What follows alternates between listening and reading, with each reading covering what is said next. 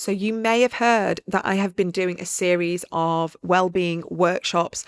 I started in March and we are going all the way through to July. Now, the ADHD Women's Wellbeing Workshop series is happening as we speak, and you may have missed a few of these fantastic workshops, but do not worry because they are all available on my website so you can watch them back. We've got rejection sensitive dysphoria workshop and how you can help yourself, boosting your self-belief and self-trust after a late in life ADHD diagnosis. And then I've got, if you've joined the All Access Pass, so you can buy the All Access Pass now, that means you get all the recordings. You will then be able to join me on my Ask Me Anything bonus workshop. This is being opened up to anyone who has pre-ordered my book or has joined the All Access Workshop Pass. All the information is on my website. It's adhdwomenswellbeing.co.uk. And I promise you, each one you'll get a different takeaway. I put so much energy and so much effort into these workshops because I'm desperate for more people to have better self-understanding, self-awareness, but also self-compassion so they can understand themselves and their ADHD better. So I really hope to see you there, and I'll put the information as well on my show notes. Here's the rest of the podcast. Hi everyone, so welcome back to another ADHD Women's Wellbeing Wisdom episode, and today I want to talk to you about rejection sensitive dysphoria. It's something that I talk about a huge amount in my coaching, my community, and of course on this podcast. And because it's so deeply ingrained in our lives with ADHD, and many of us have not even had the terminology or the understanding around it, that I wanted to put this in the book. I knew it was so important to have a chapter completely dedicated to RSD. And that is because if we don't understand it and we don't see it for what it is and name it and see how it shows up with all the different triggers and how it impacts us from a physical and a mental perspective, we aren't then able to tame it and to calm it and soothe it when it does feel completely overwhelming. So I wanted to share that I do have lots of information in the book, but also some really practical tools about how we can help ourselves day to day to spot the RSD, but also help lessen the toll it takes on us. So today's episode, we're going to be focusing on RSD, and I really hope that when you get my new book and you read the RSD chapter, some of it relates and resonates deeply to you, and you are able to pull out those tools and those strategies that work for you wherever you are in your ADHD journey, whether you're just at the beginning, you've had a diagnosis, or you're helping someone else. To understand RSD can be so helpful, and it can be one of the most compassionate ways we can start soothing ourselves. Okay, so we have Grace Colmer on the podcast. I love this episode with her. She's known as Future ADHD, and she was late diagnosed as well. She's a writer, she's an educator, she's also a podcast host, and she has decades of experiencing these amazing planners, and she's now blending them together with her ADHD knowledge and her scientific research and helping so many people embrace their individuality and work so they can thrive with their neurodiverse brains.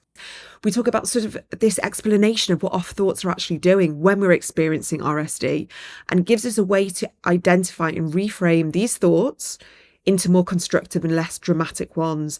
And then we can blend our mental and our physical wellbeing strategies to help manage these very, very intense RSD emotions, so we can help improve our productivity, our wellbeing, our balance, our stability, but also that internal narrative that we live with. And you'll also hear from Kristen Carter, who was my guest right at the beginning of the podcast. She was one of my first guests, one of the first people I spoke to. And I absolutely love Kristen. I love her podcast. And she has some fantastic wisdom on how RSD can show up. But here is Grace's clip first. Can I ask a little bit about... Actually, I really loved this, what you described it with when you're talking about RSD. But you gave it this kind of like this terminology of clickbait thoughts, which I found really interesting, because straight away I thought, oh my God, that's exactly what RSD is. That is what happens. Perhaps you can explain a little bit about this concept. I developed this concept because I needed to explain it to my 9-year-old. And this is the teacher coming out of me, but I think that when you're trying to explain things to kids, you're trying to find a really clear example that they understand. And because he's a Gen Zer, giving him an example around the internet worked. So in the book, I explain that in a simple way, based on science, but also so that anyone can understand it. I just explain how the brain is based on feedback loops. And when we're creating patterns in our brains, our neurons are all firing together and wiring together and creating these habits and these mental habits. So I actually kind of lead into talking about RSD by talking about our emotions as habits. We often don't realize that we don't have as much control as we think we do over our emotions as ADHDers. We get pulled a lot of the time by these emotional currents and on autopilot. And so explaining how our thought processes work, I use the example of an algorithm like the Google algorithm, where when you put a search topic in, it'll give you a list of things that it thinks you're going to click on. And it always puts the clickbait thought at the very top because it wants you to click on that. And so the clickbait result is usually very emotional. If it's an emotional topic, it's usually very controversial. And it could be something that probably is unverifiable. And so when we're experiencing things in our life, maybe our friend cancels on us at the last minute, or maybe our boss sends us a text saying, I need to have a meeting with you, our brains will try and give us the thought that it thinks will protect us the most, that clickbait thought. And it's usually the most RSD fueled one, the most unverifiable, the most dramatic, and the most emotionally intense thought. And so in the book, I kind of explain how to identify a clickbait thought and how to actually kind of pull it apart in slow motion and say, okay, that RSD thought, that dramatic thought, that was my brain's algorithm working. And just like on Google, I can choose to scroll past it and go down and find something 5, 6, 7 spots down that might be more suitable to this scenario. So, for example, in the book, the clickbait thought for one scenario, you perform really well in a job interview, but you don't get the job. We've all been there. We thought we did really well. We were expecting that call saying, you've got it. And they say, thanks so much for your time, but we've gone another direction. I don't know about you, Kate, but my first thought is usually they hated me. I'm a terrible human being. Clearly, they exposed me for the fraud that I am. I don't know why I ever thought I should apply for that job, right? And that, if we kind of go for the clickbait thought, we kind of feel weirdly not good, but it's just like yeah, that The feels drama. right. It's like a puzzle piece clicking into place because our brain's an algorithm and our thoughts are patterns. And so it goes, yep, that's the thought that we've had before. That feels right. If you asked your brain to keep on thinking of other thoughts and what other things could be further down the list, you might find, and I'm just reading from the book here, I thought I made a good impression. So that's really disappointing. That could be the second thought. Third thought, maybe someone higher up made the decision. Maybe it wasn't the person that interviewed me for the job. Maybe they hired internally. Maybe they hired someone who was happier with a lower salary. Maybe they hired someone who could work more flexible hours. And that's just that one scenario. But straight away, by the end, you're left feeling a little bit more curious. And if there's one thing I've learned about the ADHD nervous system, number one, it doesn't really age in the sense that things that work for kids work for us. And something I've used a lot in my teaching experience and with my kids is curiosity. So if they can't move through something, I'll usually try and activate their curiosity because that's activating their interest-based nervous system, which is one of the strongest systems in the ADHD body. So by kind of working further down that RSD clickbait list and getting to the point where we say, maybe they hired someone who could work more flexible hours or had a lower salary, we start thinking, I wonder if I could work more flexible hours. I wonder if in the next job interview, if I mentioned that, whether that might make me a better candidate. And so then we feel a bit more empowered instead of focusing on that, I'm the worst, no one likes me, I'm going to never get a job kind of energy. Yeah, I think I love this analogy and I love everything that you've just explained. And you can really see how this educator side of you comes out because we need analogies. We need to be able to understand it because when we understand our behavior, then we can choose different thoughts and we can choose, to think exactly what you said with these different perspectives, which feel more compassionate, they feel more gentle. And it's kind of like having that wiser person speak to us and say to us, well, have you thought about this? And obviously, because our sort of propensity to catastrophize and this all or nothing thinking that many of us do have, we go straight for that very negative bias, but actually there's always other options and there's always other reasons. And to have these other reasons sort of, presented to us always kind of calms everything down. So I think straight away when you said about the clickbait, I was like, it's kind of like the Daily Mail of our brain, straight away. The Daily Mail just loves to just Oh, dramatize and make everything dreadful, and you'll forever read the worst things in the world in the Daily Mail. And so I actively never read it. But if we then choose our media streams, the accounts that we follow, everything is a bit more intentional, then it's the same with our thought process. We can just be more intentional, but it does take time. So I just wanted to say thank you for that, because I actually think that's incredibly helpful, because RSD is one of those things that I hear about so much. It's something that I experience. I see it with my children as well, constantly talking to them about it and helping them understand. And also, a lot of my clients and my community say it's so hard because, whether it's relationships, it's career, it's friendships, it doesn't matter how old we are, we're navigating this. So it's a great part of your book. So thank yeah. you. No, you're welcome. And I want to just quickly add, because I can't talk about these top-down approaches when we're talking, as you know, Kate, you're a coach as well and an NLP practitioner. I think I read on your website, and I know that you're so invested in the nervous system as well, and you'll agree with this, that when we talk about things like, here's a thought process or a thought experiment that might help you, these work in tandem with our nervous system. And that's why I've written the book in the way that I have, where I've talked about emotional dysregulation in one chapter, which is color coded in red, and I've talked about the nervous system in the yellow chapter, and then talked about productivity in the green chapter, because they all tie together. And if you're trying to do a thought process that's sort of like a more of a cognitive behavioral therapy style thing, or a dialectical behavior style thinking exercise, where there's two things that can be true, if you're dysregulated in your nervous system, if there are bottom up, we call them bottom up processes that are dysregulating us or stimuli, then that's not going to work. So if you're overtired, if the lights are too bright, if you're uncomfortable, if your clothes are too tight, if you haven't eaten, those interoceptive hormones, yeah, all of those things going on inside our bodies also affect, obviously, what's going on in our brains. And so we have that top-down approach of trying to come with our thoughts and use our thoughts to affect our bodies, and then also using our bodies to affect our thoughts. And so using those two things together is so important in understanding how ADHDers can be more productive, but also rest and work in those natural cycles that we've got. Because it's not all about being productive at all. And yeah, I think we need to start to think about more holistically, how am I functioning as a human, rather than how much work am I squeezing out of myself, So I hope you found that explanation with Grace helpful. And now here is my conversation from quite a few years ago with Kristen Carder. So a little bit of info about Kristen Carder. She's a fantastic ADHD expert. She's a podcast host, and she has an amazing community of coaching adults with ADHD.